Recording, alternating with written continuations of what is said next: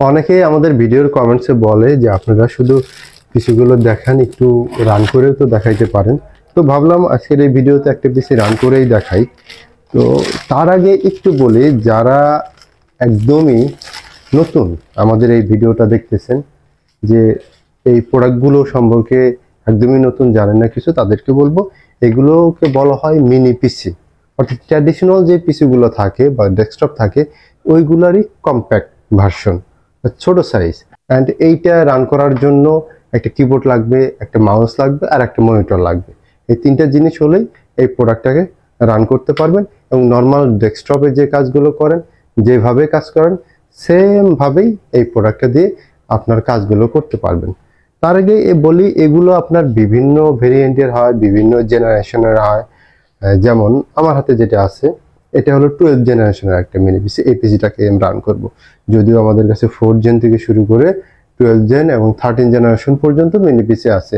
And এগুলো বিভিন্ন ব্র্যান্ডের আছে, যেমন এইচপি, ডেল, লেনোভো, অনেক ভালো ভালো ব্র্যান্ড, মানে এগুলোই তো leading brand, HP, Dell, Lenovo. যদিও আরও অনেক কোম্পানি আছে তারাও এই মিনি পিসি বানায়, তবে আমাদের কাছে এইচপি, ডেল, লেনোভো এই তিনটে ব্র্যান্ডের মিনি পিসি আমাদের কাছে কিন্তু পাবেন। তো এই পিসিটাকে একটু রান করে দেখাবো। যারা আমাদের রেগুলার ভিউয়ার্স আছেন তারাও আশা করি তাদের আবদারটা পূরণ হবে, সাথে যারা একদম নতুন তারাও বুঝতে পারবে আসলে পিসিটা কিভাবে রান করে বা রান করলেই বা কেমন দেখা যায়। তো চলুন পিসিটাকে রান করি। তার আগে একটু বলি এই পিসিটার ফুল কনফিগারেশনটা। এটা লেনোভো ব্র্যান্ডের লেনোভো থিংকসেন্টার M70Q Gen 3 এটার মডেল। এটা Core i5 এর 12 জেনারেশন, উইন্ডোজ 11 অপারেটিং সিস্টেম দিয়ে আসছে, উইন্ডোজ 11 প্রো। তো এই পিসিটাতে আপনার র্যাম রোম হিসাবে থাকতেছে, খোলাও খুবই ইজি, কাভারটা উপরে কাভারটার তানজানি খুলে যায়। তো এগুলোতে 16 জিবি র্যাম থাকতেছে, সাথে 512 জিবি NVMe SSD থাকতেছে।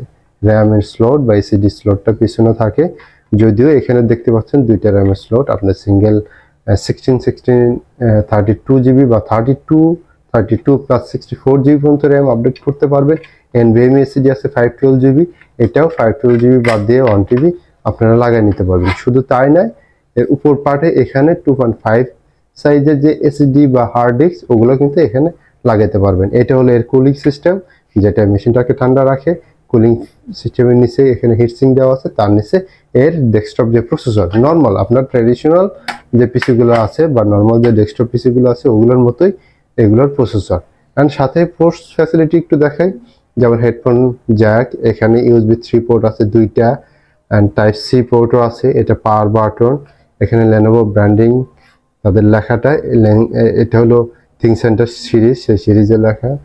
অ্যান্ড অপর পাশে এটা হলো এখান দিয়ে যে ভিতরে যে হাওয়াটা বের হওয়ার সেই জায়গাটা, পাওয়ার port, DP port, HDMI port, পিছনে আরও 4টে USB 3 পোর্ট আছে, সাথে ডিপি পোর্ট আরেকটা আছে। দুইটা ডিপি পোর্ট, একটা HDMI পোর্ট আছে, অর্থাৎ একই সাথে তিনটে ডিসপ্লেতে কানেক্ট করে আপনারা ডিসপ্লে আউটপুট পেতে পারেন। সাথে ল্যান্ড পোর্ট আছে, যদিও এটাতে ইনবিল্ট ওয়াইফাই অ্যান্ড ব্লুটুথ আছে। এর সাইজ হলো 7x7, এই পিসিটার সাইজ দেখতেও স্মল অ্যান্ড অনেক কম্প্যাক্ট, 1 কেজি সামথিং এর ওয়েট এই পিসিটা। তো চলুন এবার একটু পিসিটাকে রান করি। তো যেটা বললাম যে পিসিটাকে রান করতে হলে তিনটা জিনিসের প্রয়োজন, তার মধ্যে হলো কিবোর্ড, এই যে মাউস আমার কাছে আছে, সাথে মনিটর, আর অবশ্যই পাওয়ার অ্যাডাপ্টার তো লাগবেই। এর ভিতরে কোনো পাওয়ার সাপ্লাই নেই, এটা পাওয়ার অ্যাডাপ্টার দিয়ে চলে।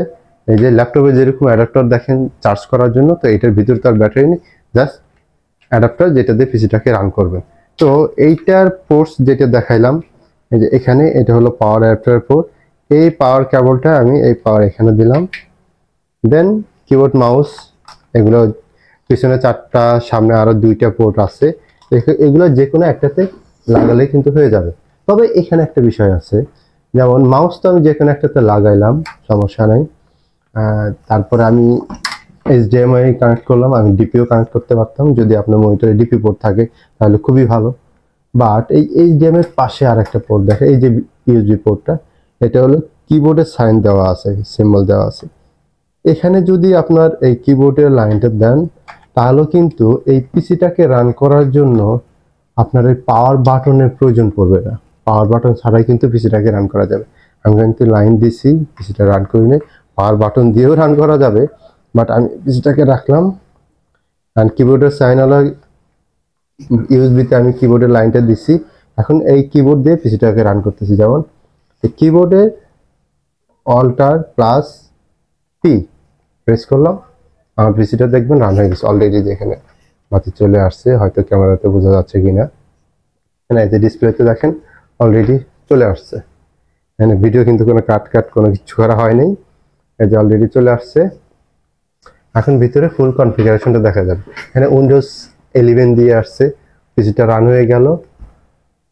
তো একটু টাস্ক ম্যানেজারে যাই, যাওয়ার পর এই যে এখানে প্রসেসর Core i5 12400T 6 কোরের processor, 12 thread, 18 MB cache memory আছে, 16 GB RAM, 32 mega transfer per second স্পিডের, 512 GB SSD আছে NVMe।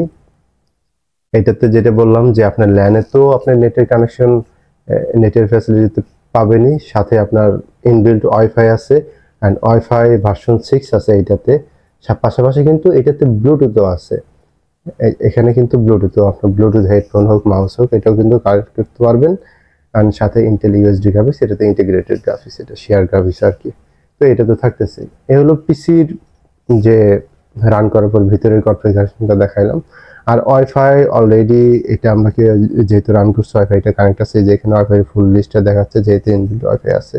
যদিও সবগুলোতে ওয়াইফাই থাকে না, তবে আমরা চেষ্টা করি সবসময় যাতে ইনবিল্ট ওয়াইফাই সহ প্রোডাক্ট নিয়ে আসতে পারি, যেহেতু এগুলো কম্প্যাক্ট সাইজ, সবাই চায় একটু সবকিছু যেন থাকে কম্প্যাক্ট যেহেতু। অ্যান্ড যেহেতু নেট কানেকশন ওয়াইফাই কানেকশন দেওয়া আছে, ইজিলি আপনি ব্রাউজ করতে পারবেন। ইজিলি আপনার ব্রাউজ বা যে কোনো কাজ আপনার নেট যেহেতু আছে তো এটা ওয়ার্ক করতেছে, এটাই আর কি দেখাইলাম যে ল্যান্ড ছাড়াও সেটাকে ওয়ার্ক করতেছে। তো এই ভিডিওটা মূলত একদমই যারা নিউ ভিউয়ার্স বা প্রোডাক্টটা সম্পর্কে অতটা এখনো আইডিয়া হয় নাই তাদেরকে টার্গেট করেই ওইভাবেই আমি আসলে কথাগুলো বলতেছি। যারা অলরেডি জানেন তাদের কাছে একটু কিছুটা বিরক্ত লাগতে পারে। এখন আসি এই পিসিগুলো দিয়ে আসলে আপনি কি করবেন বা কি ধরনের কাজ করতে পারবেন, আপনার ডে টু ডে যে কাজগুলো থাকে এগুলো আদৌ কি করতে পারবেন কিনা অনেকের মনে সংশয় থাকতে পারে, যেহেতু ছোট।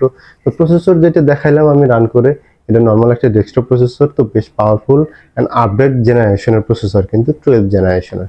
তো সাথে যেটা বলবো, এগুলো এই প্রোডাক্টগুলো আপনি সারাদিন চালায় রাখেন, মিনি ছোট সাইজ দেখে বা কম্প্যাক্ট সাইজ দেখে মনে হতে পারে যে ওভারহিট হবে, অনেক হিট হয়ে যাবে, এরকম কোনো, আমরা তো পিসিগুলো অনেক দিন হলো সেল করতেছি, তো এরকম কোনো অবজেকশন নাই বা কমপ্লেন নাই।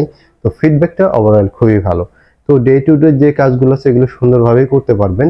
এখন বলি যে আসলে লিমিটেশনটা কোথায় বা কোন কাজের জন্য বেটার হবে একটু যদি বলি, সেখানে যেহেতু এটাতে ডেডিকেটেড গ্রাফিক্স নাই, তো সেই ক্ষেত্রে আপনার অবশ্যই এই জিনিসগুলো ছাড় দিতে হবে। যেমন হ্যাভি ভিডিও এডিটিং বা রেন্ডারিং এর কাজ, যেহেতু গ্রাফিক্স নাই ডেডিকেটেড, তো হ্যাভি ভিডিও এডিটিং বা রেন্ডারিং এই জিনিসগুলোকে আপনাকে ছাড় দিতে হবে। সাথে আপনার গেমিং, হ্যাভি গেমিংয়ে আপনার লিমিটেশন থাকতেছে, যদিও আপনি ক্যাজুয়াল গেমিংগুলো বা অনলাইন যে গেমিংগুলো এগুলোতেও খেলতে পারবেন। ভিডিও এডিটিং হ্যাভি আপনার ফুল এইচডি 1920x1080 রেজোলিউশনের প্রিমিয়ার প্রো হোক, ক্যাপকাট হোক বা ফিল্মোরা হোক, এই ধরনের সফটওয়্যার দিয়ে সুন্দরভাবে কাজ করতে পারবেন। সাথে সাথে আপনার আপনার বড় ডাটাবেস নিয়ে বা মেশিন লার্নিং এর ক্ষেত্রে এখানে কিন্তু একটা লিমিটেশন থাকতেছে। বাট আপনি মাল্টিটাস্কিং করতে পারবেন, যেহেতু এটা 12 জেনারেশন প্রসেসর এবং 6 কোরের প্রসেসর, একই সাথে একাধিক অ্যাপ্লিকেশন রান করে আপনি কিন্তু মাল্টিটাস্কিং এই পিসিটা দিয়ে সুন্দরভাবে করতে পারবেন। সবচেয়ে বড় বিষয়, এই প্রোডাক্টগুলো কিন্তু খুবই পাওয়ারটা খুবই কম খায় বা এর লাগে, অ্যান্ড এইটা লং টাইম চালায় রাখলেও এর পারফরমেন্সে ড্রপ করে না বা ওভারহিটও হয় না। অনেকেই এই প্রোডাক্টগুলো নিয়ে কিন্তু সার্ভার হিসাবেও ইউজ করতেছে আমাদের এই প্রোডাক্টগুলো নিয়ে। তো আপডেট জেনারেশন 12 জেনারেশনটা এটা অবশ্যই আদার যে জেনারেশন আছে, আমি বললাম যেটা আমাদের কাছে 4 জেনারেশন থেকে শুরু, তো 4 জেন থেকে শুরু করে 13 জেনারেশন পর্যন্ত আছে। আপডেট জেনারেশনে অবশ্যই আপনি আপডেট সফটওয়্যার ইউজ করবেন, সেই ফ্যাসিলিটিগুলো আপনি পাচ্ছেন যদি আপডেট জেনারেশন নেন। এখন ফটোশপ, যেমন গ্রাফিক ডিজাইনের ক্ষেত্রে যেটা বললাম যে আপনি হ্যাভি গ্রাফিক ডিজাইন করতে পারতেছেন না। গ্রাফিক ডিজাইন তো দুই ধরনের হয়, স্ট্যাটিক গ্রাফিক ডিজাইন আর ডাইনামিক গ্রাফিক ডিজাইন। তো স্ট্যাটিক গ্রাফিক ডিজাইন তো আপনি সুন্দরভাবে করতে পারবেন আপডেট সফটওয়্যারগুলো দিয়ে, আপডেট ফটোশপের ভার্সনগুলো দিয়ে 24-এর হোক বা ইলাস্ট্রেটরের ভার্সনগুলো দিয়ে আপনি কিন্তু স্ট্যাটিক ডিজাইনটা সুন্দরভাবেই করতে পারবেন।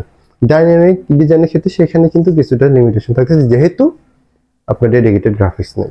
সাথে 2Dর কাজগুলো আপনি করতে পারবেন, যেহেতু আপডেট জেনারেশন, তো আপডেট সফটওয়্যার আপনি ইউজ করতে, বিকজ আমরা যখন লোয়ার ভ্যারিয়েন্টের পিসিগুলো যখন সেল করি, ওগুলো দিয়েও অনেকে গ্রাফিক্সের কাজ করে, করতেই পারে সে, তাহলে আপডেট জেনারেশনে এখানে পার্থক্যটা কি থাকলো?